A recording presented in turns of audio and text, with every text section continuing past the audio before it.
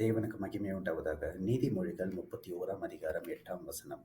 ஊமையனுக்காகவும் திக்கற்றவர்கள் எல்லோருடைய நியாயத்திற்காகவும் உன் வாயை திற.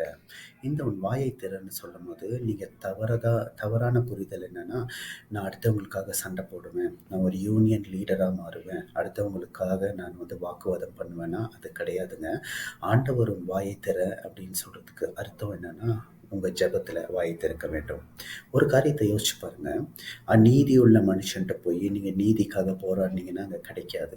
ஆனால் நம்ம தேவனுக்கு ஒரு பேர் இருக்கு, நீதியுள்ள நியாயாதிபதின்னு.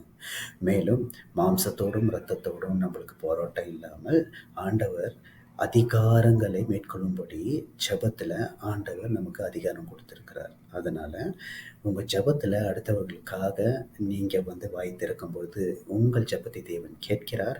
உங்களோட ஜெபத்தோட முக்கியத்துவத்தை அங்கே நீங்கள் புரிஞ்சு கொள்ள முடியும். உங்கள் ஜெபம் அடுத்தவர்களுடைய வாழ்க்கையை மாற்றும். ஜெபத்தை